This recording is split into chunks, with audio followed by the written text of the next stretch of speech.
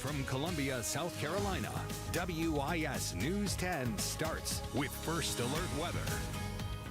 Welcome in. We are continuing to track Tropical Storm Debby as it is making its way to South Carolina and the East Coast. That's right. The governor and several other state officials are getting ready to hold a briefing about the response thus far and moving forward. So far, the message today, though, don't let your guard down. Some areas might be getting a break, but they say that this is temporary. Absolutely. We're still concerned about the rainfall in specific areas as well as the strong winds. We're going to send things over now to the State Emergency Management Division where the press conference has started.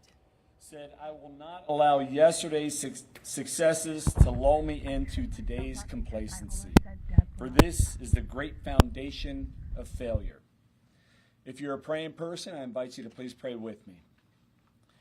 Gracious Lord, as the storm slowly passes, I pray we will remain vigilant and not let complacency take the place of sound judgment. I pray that we will continue to heed the warnings of our county and state officials so we can remain safe and continue to protect and care for our families and neighbors. Lord, may your face shine upon us and pour out your grace upon this great state. I pray all this in your mighty and precious name. Amen. Thanks, sir. Well, just briefly, we've been lucky so far. Things have not been as bad as they could have been, although we've had a lot of rain, and it's not nearly over. One way to look at this is if we are in the second act of a three-act play. The first act was all the rain coming primarily in the Beaufort and on up towards Charleston. And that has subsided some now, and the hurricane moved a little off the storm, and that's coming back for the second act. And that will take place up in the northern part, Myrtle Beach, Horry, and in that area, and on into somewhat into the Midlands and on up northwest in the state, where we'll have heavy rains, continue to have the heavy rains. Then the third act will be after the rains are gone and all that water that has not yet finished coming through the rivers will crest and will be coming through. We may have some of that before the rain ends, but we will certainly have more of that after the rains end. That's how it always has been. So we're not nearly out of the woods yet.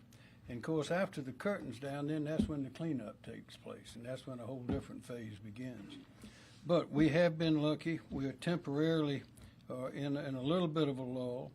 The PD is the next area, and I would urge people to remember, and if you're a newcomer, ask your neighbors, when it rained bad, when we had other hurricanes, what parts of our neighborhood flooded? What happened then?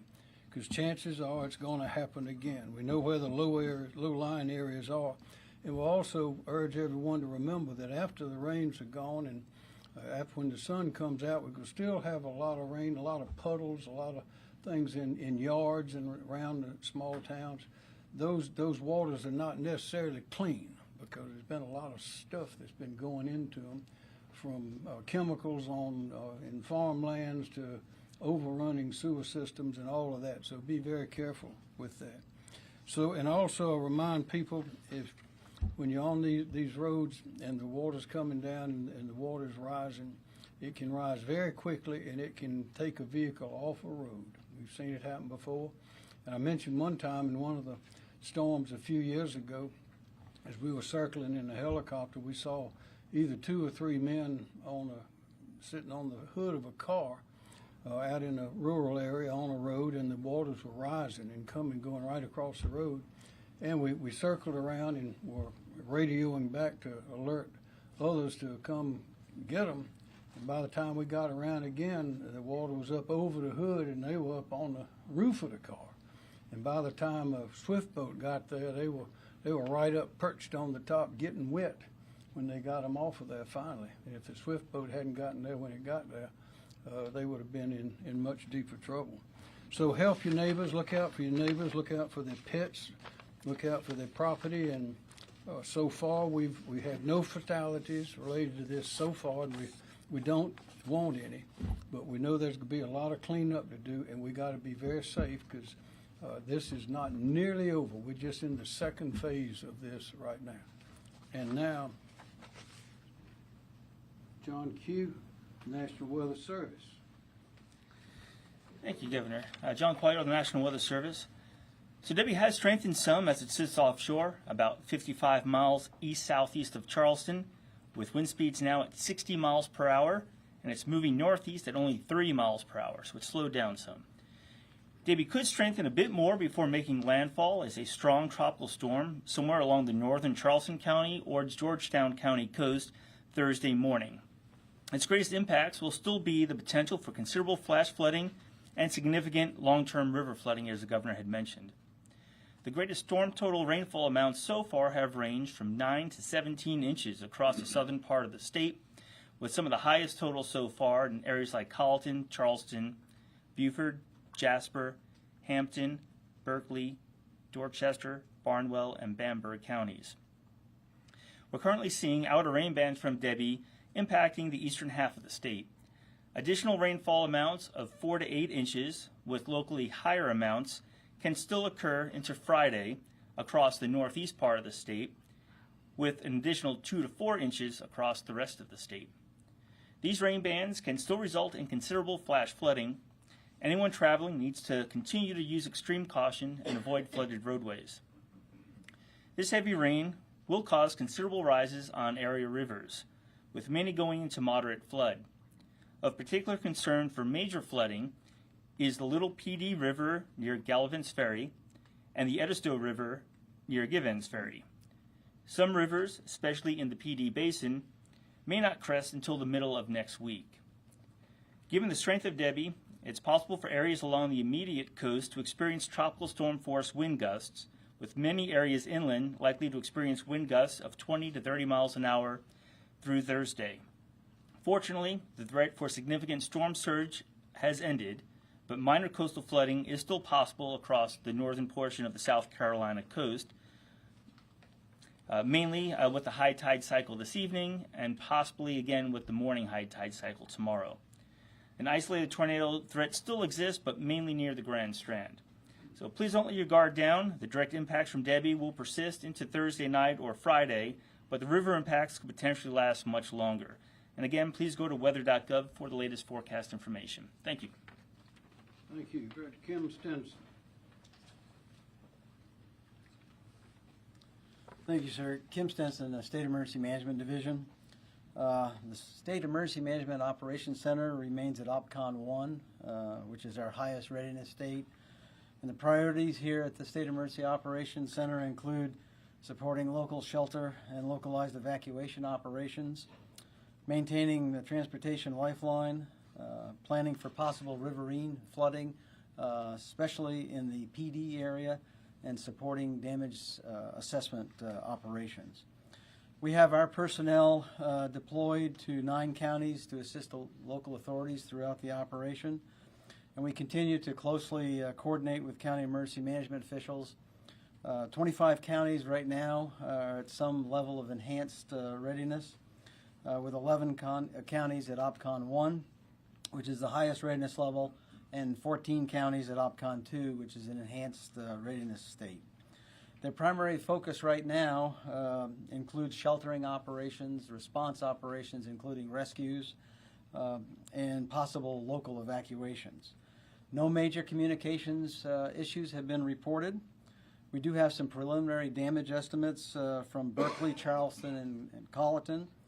64 homes had damage, with a majority in Colleton County, which has 1 home destroyed and 15 with major damage. Berkeley, Colleton, and Horry counties are reporting a total of 6 businesses with some level of damage. Infrastructure damage right now is currently limited to road damage due to rain and floodwater, and damage assessments are being compiled. In the logistics area, we have fielded 207 requests. 197 of those have been completed or in progress, and there's 10 pending at the moment. Our public information phone system remains open for residents to call in with any questions, and that number again is 1-866-246-0133. In closing, we'd like to make a few recommendations. The first is to stay away from flooded areas and avoid taking on any unnecessary risks.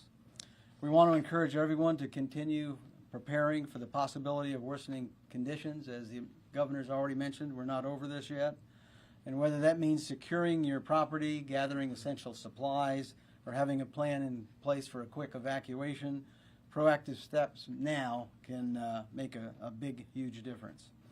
One of the most effective ways the public can assist during this time is by reporting any storm damage through the South Carolina Emergency Manager mobile app. And it's not just about documenting losses, but it's also helping us direct response and resources to where they might be needed. And your reports are vital to our recovery efforts. It's also important to stay connected with reliable sources for updates. Misinformation can be dangerous as the storm itself, just as dangerous as the storm itself. So please rely on official channels, including your local emergency management and local officials, for that accurate information. And our website at scemd.org and our South Carolina Emergency Manager app continue to be excellent sources of information. Thank you, sir. Thank you. Now, Brett Howard, Federal Coordinating Official from FEMA. Thank you, Governor. Good afternoon. Brett Howard, Federal Coordinating Officer. As you've heard, that it appears that the impacts did not make it up to what the forecast was, which is great, right?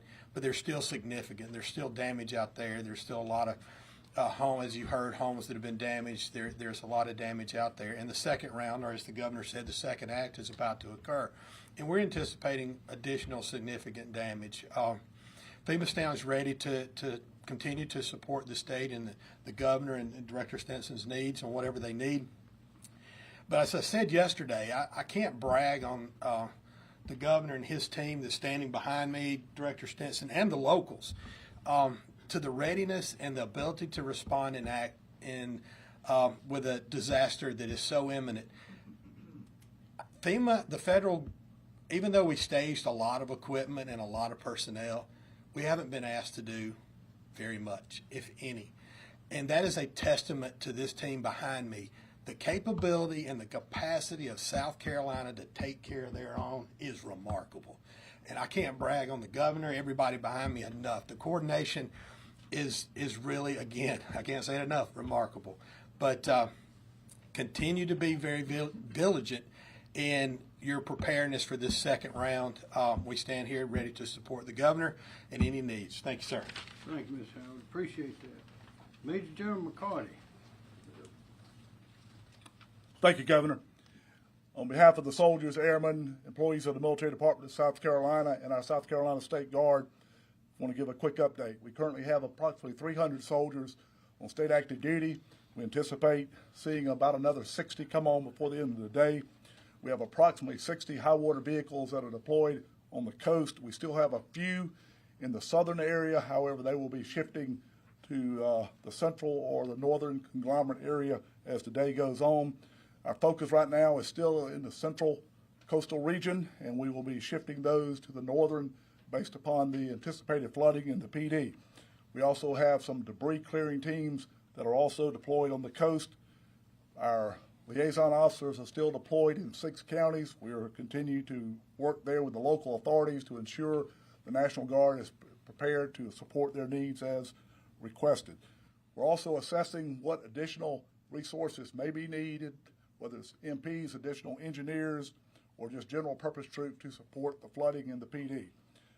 As it relates to our aviation assets, we stand by ready to support the needs for search and rescue and to support other needs, but that probably will not be a window capable of flying until sometime Friday.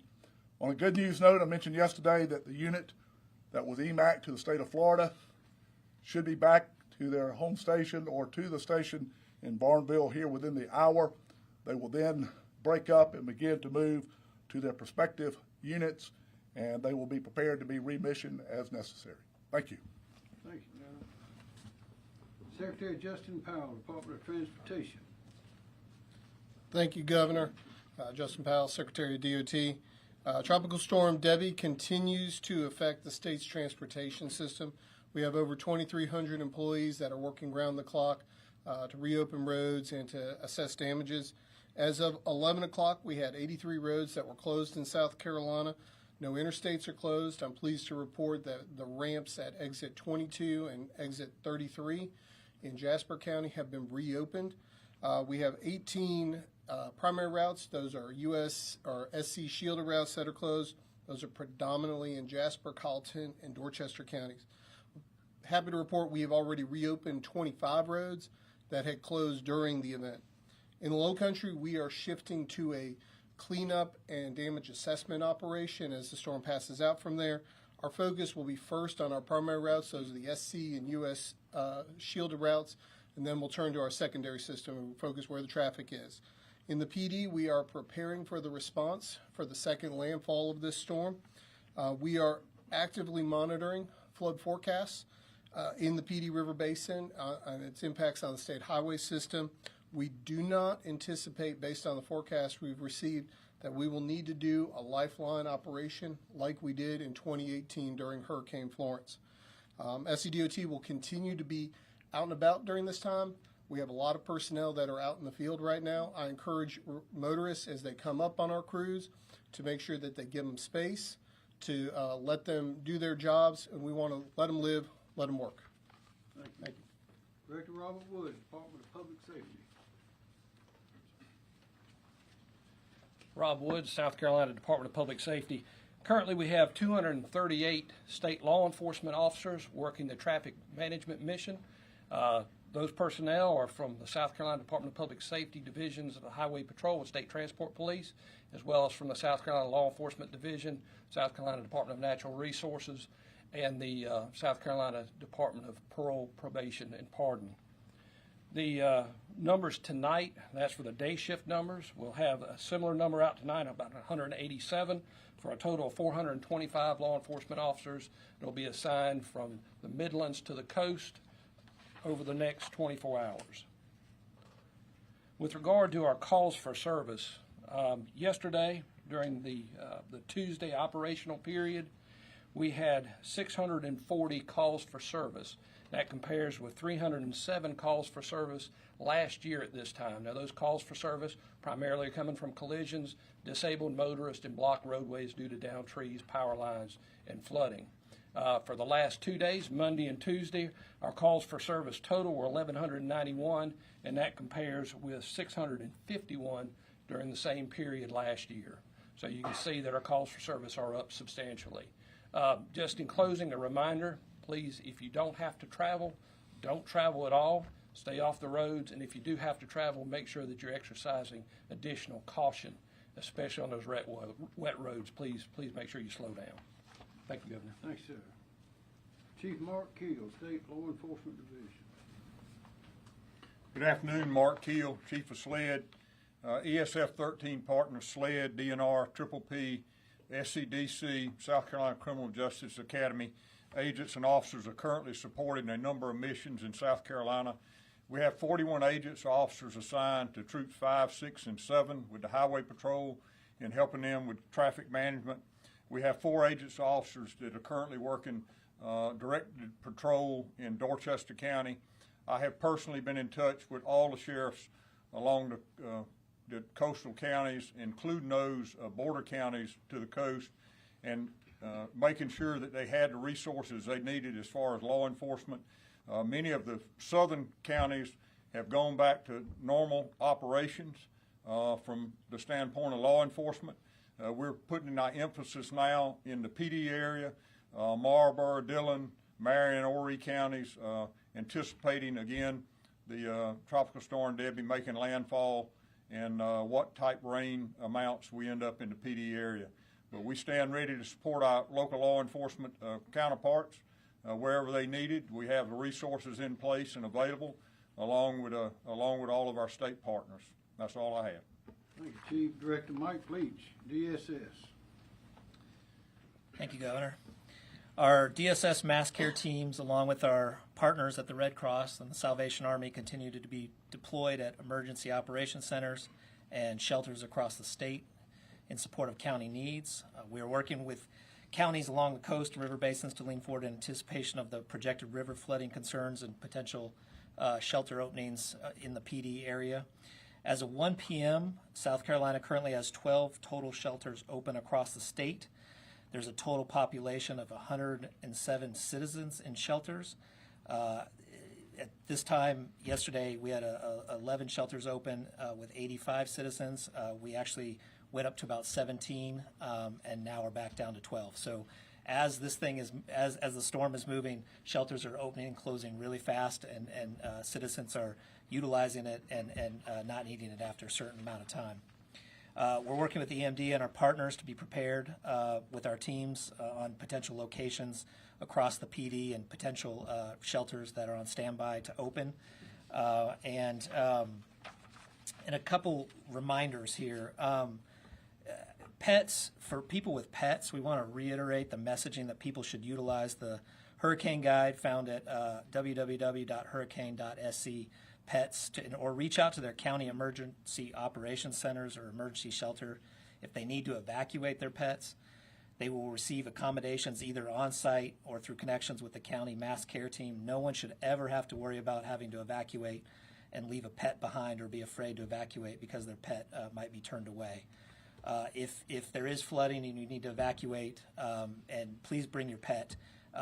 Try to also bring items, food, water, pet food and water, carrier, leash, medical records, identification.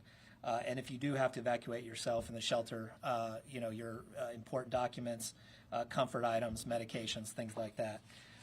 One other reminder for our early care and education, child care facilities, if you have an active emergency, we do have a hotline so you can report damage, report closures, and request to expand capacity to care for children from facilities that may be affected, and the number is 1-888-825-7174. Thank you. Thank you. Director Myra Reese, Department of Environmental Services. Thank you, Governor, and good afternoon. A quick update from the Department of Environmental Services. Our priorities remain the same. Close communications with our local emergency officials, communications with our dam owners, and coordinating with EMD, the Governor's Office, and other state agencies. Starting with dams, yesterday I know you recall that I reported that there was one unregulated dam breach in Colleton County. There have been no dam breaches reported overnight or this morning, so that's really good news. What I want to emphasize, and you've already heard this, is that we're not done with the storm. We're not out of harm's way yet. So it's so important for our dam owners to continue to stay vigilant and observe current conditions at their dam. I want to really emphasize, too, I know our FEMA partner emphasized this, that the coordination that's taking place right now is just remarkable. And I have to say again, our local emergency officials are doing an amazing job. And we are providing them assistance along with DOT. And if there's any questions, we're working up different scenarios. You know, we got to not only be thinking about individual dams, but a series of dams as well. And so that coordination and just planning just keeps continuing throughout this storm. So I guess from the next steps for us as far as dam safety after the storm passes by is we think that we'll be ready Friday morning to put teams together to go out and do post-storm assessments. And that's going to be really critical information for us that tells us how they fared and if it really put some of the dams in a condition that we need to require some actions. Probably we'll be doing assessments of several hundreds of dams, and we plan to have those completed by the weekend. Drinking water and wastewater facilities, we're not aware of any impacts to drinking water systems to this point. Wastewater, we continue to get some reports of sanitary sewer overflows, mainly in the low country in the PD area, and they're making the appropriate public notifications for that. And then as far as coastal impacts, we haven't received any reports of damage to structures or property along the coast. As I mentioned yesterday, we know that we'll probably be doing some work at Edisto, and we'll continue to send some post-storm assessment teams from our coastal office out on Friday as well. That's my report. Thank you. Director Emily Farr, Labor Licensing Regulation. Thank you, sir. Just a brief update on the state's search and rescue efforts. We've continued to work very closely with the local fire chiefs and the counties to make sure that they have all of their needs met.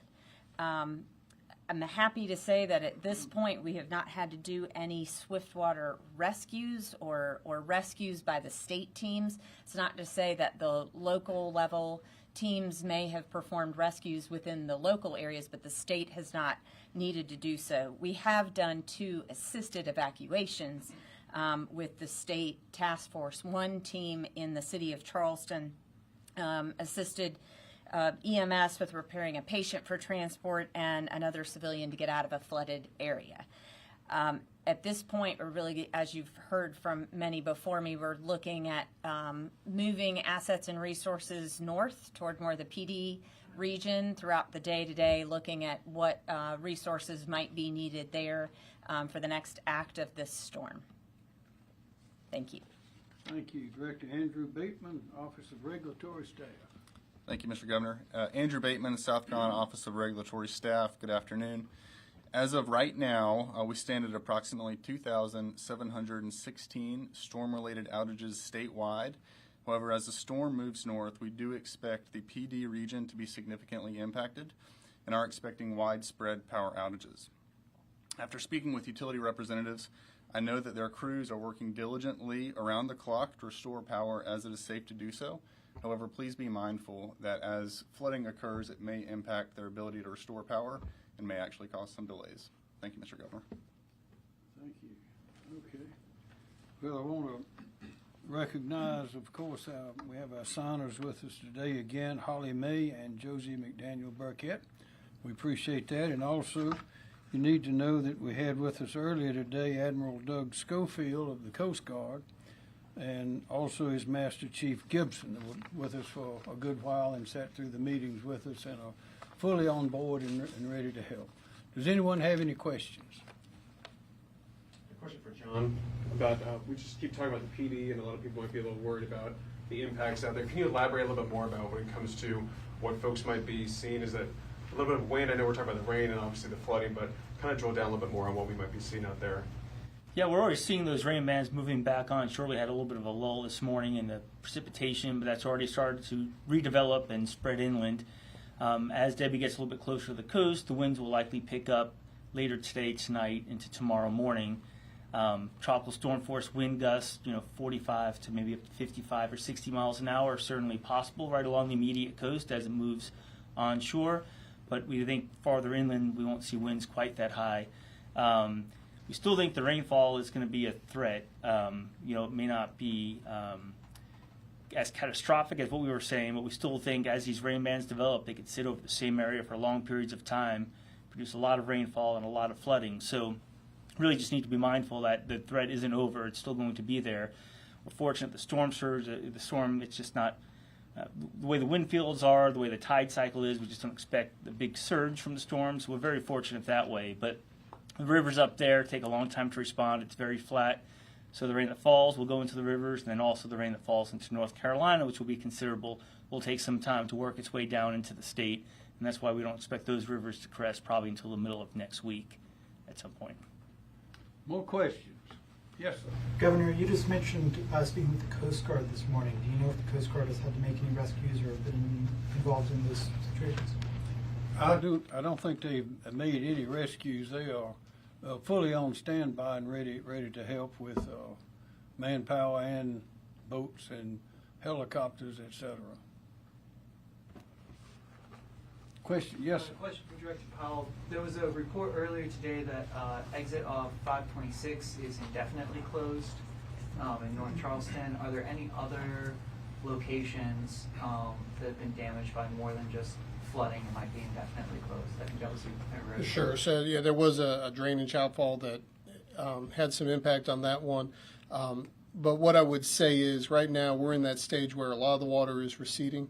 So we've got to see where those damages are. And so once we do that, that's part of our activity over the next several days, particularly as the rain stops, the water starts receding, we'll go through. We will take a look at the damages out there, if they can be done by our crews or if we need to bring in a contractor to repair them. But we'll work on it expeditiously, and we basically have 12 assessment crews that are ready to go, basically go throughout the state, look at those damages, and to make determinations quickly.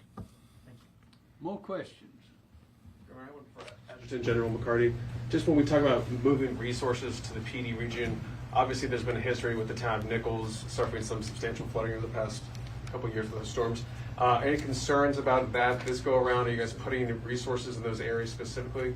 We'll be repositioning high water vehicles into Nichols area, and probably our debris clearing teams will be working with the local authorities to ensure that we have the resources that they need and are monitoring the areas of concern that they would have. And if there is a need to bring in additional equipment, whether it's what we have in the state or to utilize Title X assets, we are in a position to make those calls and have those resources brought to South Carolina. Thank you. Director Ben Duncan, can you comment on that? Yes, for the town of Nichols, we have a couple of infrastructure projects going on, stormwater drainage, and we have a home buyout project going on there. So we are well aware of the problems in Nichols that we're trying to fix. How many homes have we fixed or renovated or removed? Total from all the previous storms, 3,440 homes, and we have a few more to go, and we should be complete by the fall. And we have some plans, and we have at least 25 plans and studies for other areas that don't quite understand their flooding issue, and we're trying to address those flooding issues now. That's the Office of Resilience. Questions? Any more? Yes, sir. For Director Reese with Environmental Services, it's my understanding that earlier in the year, the department applied for FEMA funds through the National Dam Safety Program. I'm wondering, particularly if after the storm, you mentioned kind of post-mortem dam inspections, if there is a need to make significant repairs. Do you know any sense of the timeline, details of accessing those federal funds? I know those funds are available, I believe, for high hazard dams, and I think we already have some funding, and folks have already started to look at applying for some of those funds, but we're always very appreciative of additional funds that come in, and certainly we'll be considering that when we assess the condition of the dams, the high hazards. Do you know how much funding has come in so far? I do not, but I will get that number to you if you'll follow up with me afterwards. Mm-hmm.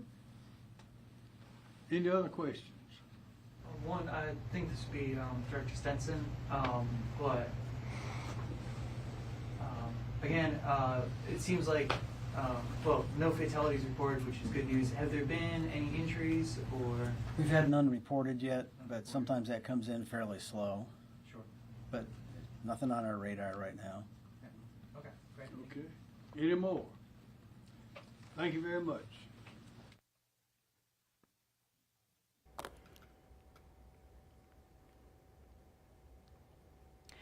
All right, you just heard from Governor Henry McMaster as well as several other state officials talking about the response to Tropical Storm Debby so far, and, you know, kept repeating, we might be seeing a break right now as Debby is hanging out offshore, but don't let your guard down as Debby makes landfall again coming up soon. Yeah, specifically looking at the Charleston, Georgetown County areas, that's where John Q from the National Weather Service said that he was concerned, specifically some concern for the rivers like the PD River that is around the Darlington County area, Florence County area, where there is going to be some major flooding that's happening already at specific points of that river, but many rivers are planning to go on a moderate flood. We're also learning, Cynthia, that there have been no fatalities, no swift water rescues, so people have been listening to the warnings of not to drive in those flooded roads, and also just to stay inside of your home if you can.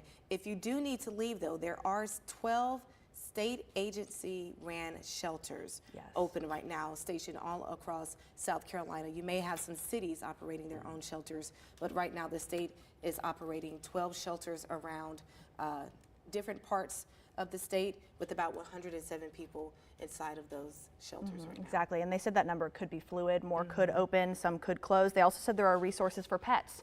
So if you have pets and you're concerned about what to do with them, you can contact Department of Social Services for questions about that. But another big thing that they were hitting on, like you were saying, staying off the roads, of course, as crews are continuing to clear debris up, but also don't play in the floodwater. Yeah. We have had reports of sewer overflows in Columbia. We have that on our website as well. So they are just asking that you not even just jumping around in puddles at that point, because there's all sorts of chemicals and other bacteria in there. And as we look ahead to what may be happening with Tropical Storm Debby, we also heard about preparations, some proactive steps that are being taken right now during what could seem like a break right now, before we are expecting some heavier rain this afternoon and until the evening.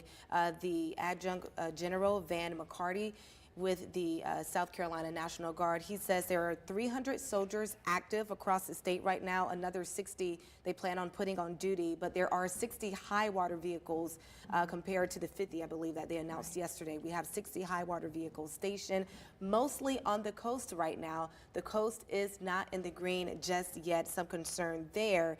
And SCDOT, as we were speaking about the roads, they are preparing specifically in the PD region for any washed out roads in that area, as we are expecting some more heavy rain. Exactly. And again, the governor kept calling it Act 2 of a 3-act play. So we're going to check in now with our First Alert weather team, meteorologist Vaughn Gaskin standing by. So Vaughn, like they were saying, right now Debby off the coast, but what can we expect when Debby makes landfall again? Well, and it's getting pretty close. So for those of you who are thinking you're going to venture out, because we did even see some peekaboo sunshine for several hours this morning that helped to warm things up, but it also decreases the instability in the atmosphere. So it increases our instability. That means you can have stronger storms and downpours. Right now, Debby is a tropical storm. Winds are at 60 miles per hour. That movement is to the northeast at 3 miles per hour. So it is a very, very slow mover. More than likely, that siren that you're hearing going out there is probably going to be an update on a flash flood warning, because we do have a flood watch that's in place. And throughout the course of the day, as we start to get these waves of stronger bands coming through, that'll be the reason they'll issue those flash flood warnings. And so that's probably what you're hearing there.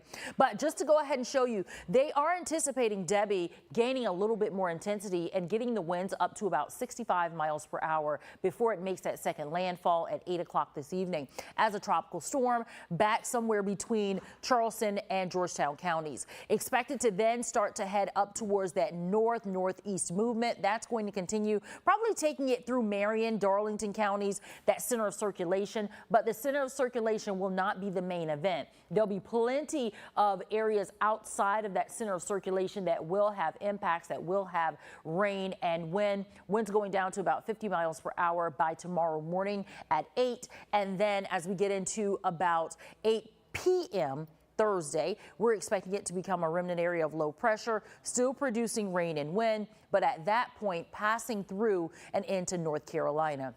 So let's talk a little bit about some of the warnings out there. So I don't want you to get confused. Warnings that are coming out, some of them are for river flooding, and it'll say flood warning. Like the one we're seeing here for Kershaw County, this is for parts of the river here in Kershaw County. We're also seeing some issues here with the Congaree River as well as the Edisto River in place there. So those are the flood warnings, and these small little boxes you're seeing here, that's for river flooding. The widespread warning that we have in place that's coming in, those are usually for flash flooding. They're taking place in small areas, and they'll give us another etched out area for that. With the flood watch, it's in place for all the counties in the green, and that will stay in place until 8 o'clock this evening. And as we look at the flash flood warning that I just mentioned to you just came in. It'll stay with us until 4:45, and that is for parts of Clarendon and Orangeburg counties. And as a matter of fact, that's the storm that we were looking at just a little while ago, showing how it is starting to catch on. This is what we call almost like a fetch, where it's pulling in that moisture directly from the ocean and literally bringing it right on over onto the land. And that's what we're seeing here. Notice this area. Let's say we're over to the south and east of Sumter. That's going to take us not too far from the I-95 corridor. corridor. And so if you're in that area, you're probably seeing the lightning, those downpours. Here's Manning, and we were watching some of that lightning there. Turbeville, you're in that as well. And that is, again, that area that we're watching very closely, because that bucket of rain is coming down hard, steady, and fast. And they decided to put a flash flood warning in place there. Somerton, you're under that. There's some lightning in that cell that's coming through for you. Again, it's coming down from Turbeville and Manning with that northeast flow. And as it moves from Turbeville and Manning through Somerton, down into Vance, down into Holly Hill, and then into St. George. Now, these are the areas that we know have already seen a huge amount of rain, and they're going to continue to take on water. So with that coming down, with that flash flood warning in place, the high wind is at about 20 miles per hour for us in Manning. You're at about 20 in Sumter and Bishopville, and right around 19 miles per hour in St. Matthews, 18 miles per hour in Columbia and Lexington. And I'm not mentioning you very much because it just hadn't gotten here yet. So what we're seeing in Manning and Turbeville, I do expect to slowly start to inch closer as we head into the late afternoon and overnight, and then again into tomorrow morning. For now, still picking up on a good amount of wind, as those wind speeds are right around the upper teens and right around 20 miles per hour. Those rainfall estimates certainly starting to stack up for us. We have areas now in southern Richland and Lexington County which are over 5 inches, and these are the rain totals that we have been tracking. Is there a chance we'll see more in terms of flash flood warnings? That's the answer that we get from this particular map. This is our excessive rainfall risk. It is a high risk in the purple color, high risk that we'll have flash flood warnings. We just heard one come up there. And then the red color here, this is more of a moderate risk. And that's where we are. We're hearing one come out now in these same counties, kind of on that line of the moderate and high risk of excessive rainfall. They're under a flash flood warning right now. So it is verifying in terms of this excessive rainfall map. So where do we go from here? We've already seen some high rain totals. We're still going to see another round as it makes that second landfall later on this evening. So with that being said, for our area, I do believe for the Midlands, including areas near Orangeburg and Manning, you're going to be on that line of probably getting yourselves around about another 5 to 6 max inches. That would probably be the max. And then as you move away from that area, the inches go down. So if you're in, say, Columbia, you're up near Kershaw County, if you're up near Camden in those communities, we're putting you probably at that 2-inch mark, somewhere in there in the amount of rainfall, additional rainfall that we're expecting for you. And then, of course, if you're over towards Greenwood County, Aiken County, your numbers go down. You're probably going to be closer to that 1 to 2 inch mark. So that's just kind of a lay of the land with where we are now and what we're expecting in terms of our rainfall. But of course, we want to dig a little bit deeper. We're going to send it now to Chief Meteorologist Adam Clark, and he is going to talk a little bit more about what you can expect. Thank you very much, Vaughn. All right, here's what we can expect for tonight. All right, we've got the first alert weather day. Heavy rain returns with gusty winds. Flash flooding is possible. We've got gusts up to about 45 miles per hour. So that's tonight, and it's going to last into tomorrow as well. So here's a really cool image of this system as it's turning right off of our coast. This is from our GOES Mezzo number 2. And you can see that we've got some convection around the center, but it really looks like the center is starting to make its way inland a little bit more. And we've got these uprisings here in and around Orangeburg and in this region right here, and that's what Vaughn was just talking about. That's where we've got that new flash flood warning. So that's what we're watching as this system makes its way to the north there. So here it is here around Columbia. You can probably see over to the east those big dark clouds. That's what you're looking at currently as Tropical Storm Debby makes its way in. So this is that warning for that area. Clarendon, Orangeburg County, flash flood warning for until 4:45 this afternoon. The flood watch still in effect until 8 o'clock in the morning for Friday. So again, Debby has 60-mile-an-hour winds. It's gone down to about 995. So we've just got this brand new update as of 2 o'clock. And you can see it's going to even strengthen to 65 miles per hour by this evening, making landfall somewhere around Charleston all the way over towards, I would say, Surfside. So Surfside Beach down towards Charleston here. So in this region, it can make landfall and make its way up to the north. And even by tomorrow morning, the winds will be around 50 miles per hour. And then as we head towards Thursday at 8 in the evening, it's up in North Carolina with 35-mile-per-hour winds, and then continues up to the north and to the east. Now, I wanted to look at this to show you, well, one of my thoughts was like, hey, it's been churning over the Atlantic for a while. Maybe we've had some upwelling and some cooler waters showing up. That's not the case. That's not the case at all. Temperatures are still in the 80s right off of our coast, so it's enough fuel for us to actually get this thing continuing to strengthen before it makes its way back inland.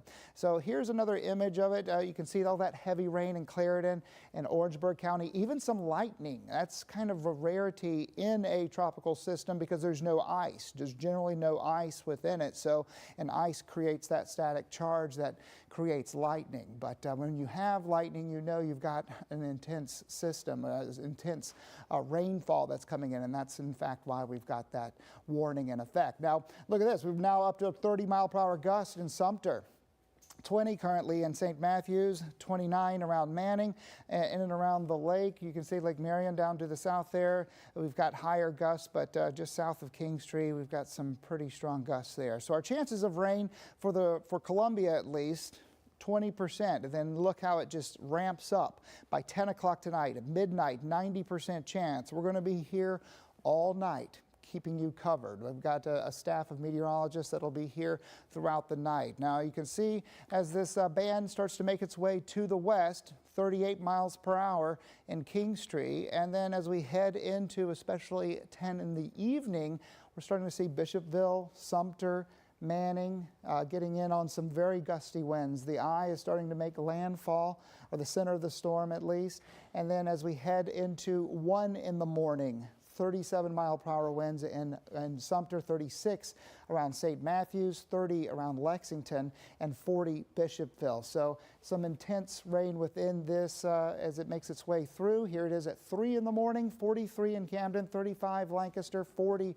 around Sumter, and 36 St. Matthews, 35 in Orangeburg, and then that northern flow gusting up to 34, 35 miles per hour. This is at 6 in the morning. So I know you're enjoying the nice break right now, but look what's coming tonight. And it's going to kind of spin over us tomorrow morning.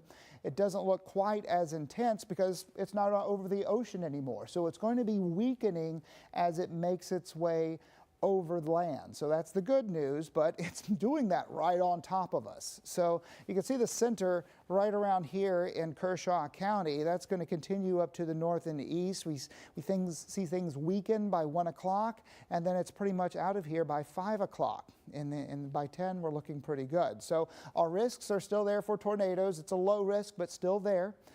Strong winds, elevated. I've taken river flooding and nudged it over to high because we're starting to even see those warnings for flooding around the rivers in that region, throughout our region, throughout the Midlands here.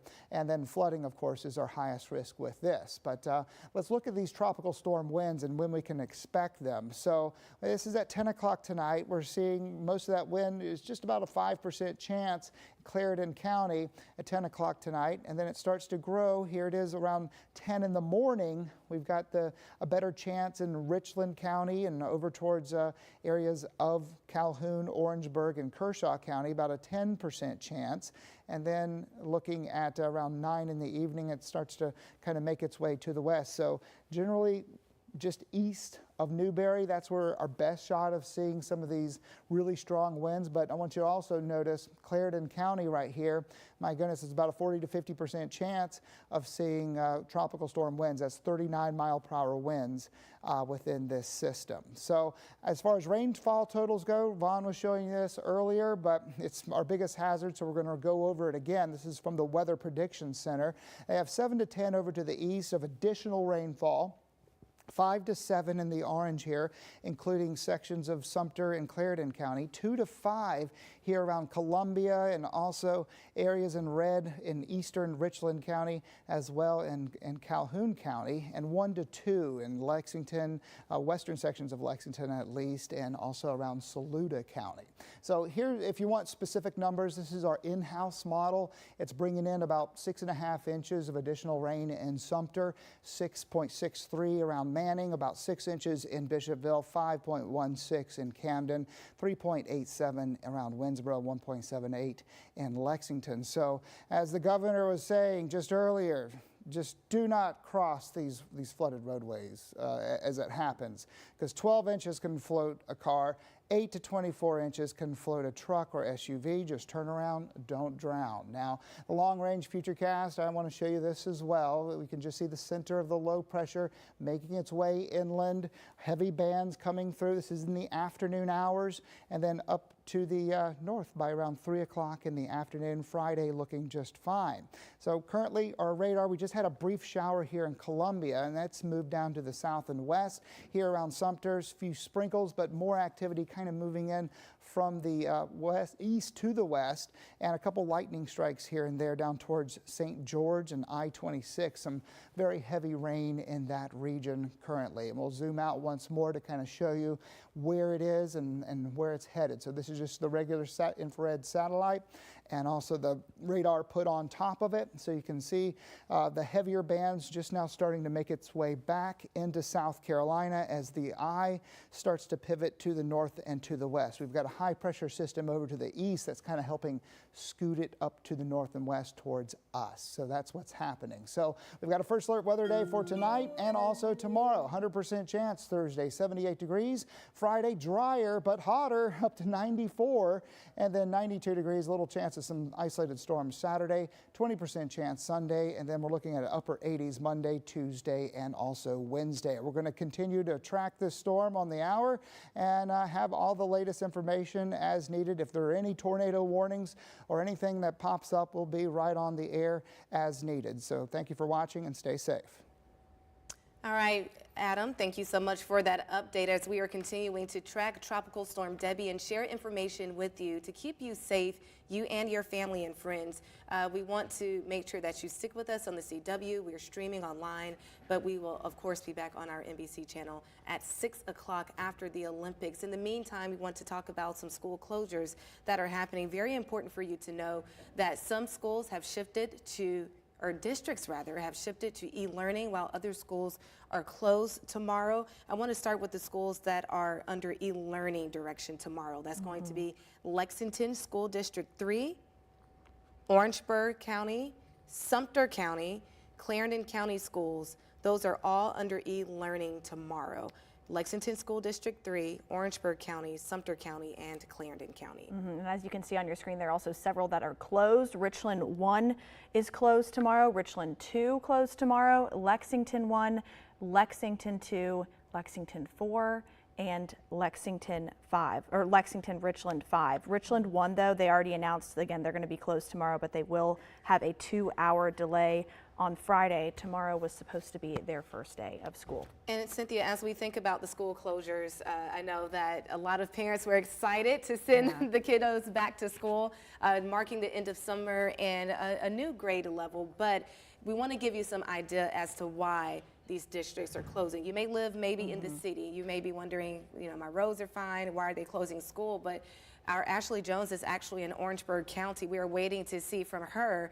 She's in Nices. And when you think about some place as rural as that, there are a lot of washed out roads, dirt roads there in those rural areas where the school buses cannot safely go and pick up students. Or if you're from what I like to say, the country, sometimes you can get bogged down on those dirt roads after a lot of heavy rain and then potentially run into some downed trees as well. So this is all in an effort to keep not only the students safe, but the staff safe as well. Yeah, exactly. And especially as you heard from Adam and Vaughn, that we could see a lot more of Debby tomorrow as Debby makes landfall again. So definitely they are doing this out of precaution. There are several school districts as well. We're still waiting for announcements for them. If you go to our website, there is a web story on our front page. You can click on that. That's where we're updating everything as soon as we hear about the school closures. And if you're just joining us, we would like to bring you back up to speed about the latest on Tropical Storm Debby. Just a few moments ago, we heard from the governor along with other state leaders about some of the proactive measures they're taking right now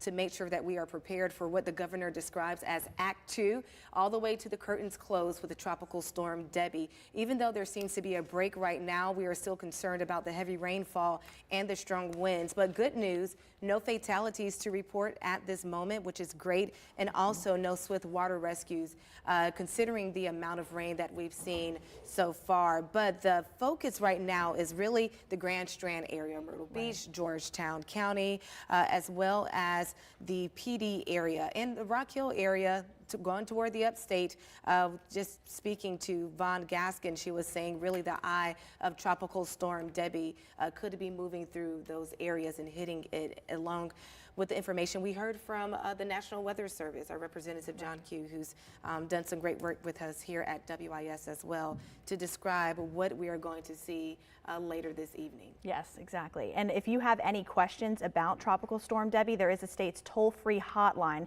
We have that number at your screen, 1-866-246-0133. It's available 24 hours a day if you have any questions. Like you heard during the briefing from the governor, a lot of talk about shelters as well. If you have animals, they say take your animals with you if you have to evacuate. Call these numbers, get information about what to do about your animals as well. But again, this is the number to call if you have any questions, 1-866-246-0133. As the governor said, we are in Act 2 of a 3-act play at this point. So more to expect with Debby as it makes landfall again. And right now, Cynthia, I'm taking a look at power outages. I know that's a concern, Right. especially when you consider the trees getting saturated from the rain and then the winds. Right now, there are a little under 3,000 customers in total without power. So if you think about how many people are in South Carolina, this website we use, poweroutage.us, tracks about 3 million people, but only about 2,000 are without power right now. Right. So that's good news, but we could expect those numbers to go up as we are inching closer into Act 2 in the evening, where we know we are expecting some more rain. And again, if you are just joining us, Cynthia and I just went through this, and you can see there, thank you, Dylan, for pulling that up, the power outages there on your screen. So not too many right now, but definitely going to be keeping an eye around the Orangeburg County area, the Clarendon County area, Sumter County, where we just heard from Adam and Vaughn talking about them being under that warning right now. Yeah, exactly. And also during the briefing, the South Carolina Emergency Management Division said they're still operating at its highest level at this point. So again, like they're saying, we fared pretty well when it came to outages, damage. They said, I think about 64 homes damaged, and I believe they said the Colleton County area. So officials were saying that we fared really well in the past day. But again, more to come from Tropical Storm Debby here in South Carolina. Definitely. And if you are just joining us and wondering about school closures tomorrow, Cynthia and I, we just went through that, but we will go through that once more for you, as we are constantly getting updates from the school districts. So as far as school districts that are just closed tomorrow, we have Lexington School District 2 along with LR5, Richland 1 and Richland 2. As far as e-learning tomorrow, Sumter, Clarendon, Orangeburg, and Lexington School District 3 will be under e-learning tomorrow. And there you can see on your screen some of the other districts that have announced closures. Yes, exactly. And again, just because officials are saying they want you to stay off the road if possible, because crews are out there cleaning up debris. They want to keep them safe as well, and that way they can work as quick as possible too. And I believe we are working to get one of our reporters live, Ashley Jones in Orangeburg. She has been checking out some of the damage there. Ashley, what do you see where you are so far? Well, right now I'm here off of September Lane in Nice's Orangeburg County here. I just spoke with the director of the Orangeburg County Emergency Services. He gave me a list of roads that have been washed out throughout Orangeburg, and here's one of the roads right now. Again, this is off of September Lane in Nice's. Just to give you a little bit more context here, I know I heard you all talking in the studio about, you know, not driving through those roads that are washed out. This was washed out last night, this road here, and as you can see, the water has receded, but take a look at what was under all of that water. This is a prime example of why they tell you to turn around, don't drown, because look at what's there now, or in this case, a lack of what's there right now. As you can see, the road is completely gone, and we wouldn't be able to see this until that water receded. So that's just a prime example of why they tell you to do that, to turn around, don't drown, because this could be right there and your car could get stuck. Much more issues after that. So there are a list of roads that have been closed due to issues like this, washed out roads and things of that nature. I want to go ahead and give you another look at that while I read to you a list of those roads that have been washed out. We have River Vista Road, Edisto River Road, Millennium Drive, Furtick Road, Bridge in Branchville also. That's out on Highway 4 again. So that's just a quick list of roads that have been washed out. And of course, we'll have all of those roads on our website at WISTV.com and on our WIS News app as well. And I did want to go ahead and update you all. We did stop by the shelter in Orangeburg, the only shelter that's just off of Broughton Street in downtown Orangeburg. We have that address on our website as well. We found out that today there are about 8 people at that shelter now. And again, there is a limit of how many people they can allow into that shelter. It's a limit of 100 people. So if you are looking to go out to the shelter, you may want to go ahead and make those arrangements. We're going to head there next. But I just wanted to go ahead and show you this example of why they tell you to turn around and don't drown. And we'll also have a list of those road closures on our website, and that's throughout Orangeburg. Just wanted to check in with you guys, and I'll go ahead and send it back to you all in the studio. All right, our Ashley Jones live in Nice's in Orangeburg County, rural area of Orangeburg County. Ashley, thank you for that report. I think that she said it best. When you see that water, that standing water there, you think you know that road, you've been driving over it all your life, and then as soon as that water is receded, you can see what's under there. And that is a prime example as to why it is so important to not go around any barricades. And even if there's not a barricade there, if you see that standing water, call someone, let them know so that the proper steps can be taken, but definitely do not drive through it. Yeah, and especially as our first alert weather team is forecasting the heavy rain that we could get this evening, even more of a problem at night. You can't always see the water on the road. So again, just be very cautious. Like officials are saying, stay off the roads if you can. Yes, and that shelter that Ashley mentioned is the New City Gym in downtown Orangeburg off of Broughton Street, so not too far from like the South Carolina State, Claflin area. So if you do need shelter now, I will say when there seems to be that break, you want to leave now. You don't want to wait until you get in the midst of the heavy rainfall if you do need to go. She did give us some new important details that shelter is only able to accommodate 100 people. Right now they have about 8. So if you know someone who is seeking shelter in the county or nearby, it is best that they go to the New City Gym in downtown Orangeburg. That's right, and we have a lot of these resources on our website, WISTV.com. You can also call that hotline again, 1-866-246-0133 if you have any questions. But again, Ashley out there reporting. We have several reporters out throughout the state. We will be checking with them throughout the evening. Stay safe, everyone. We now leave you with a look of Myrtle Beach. We'll be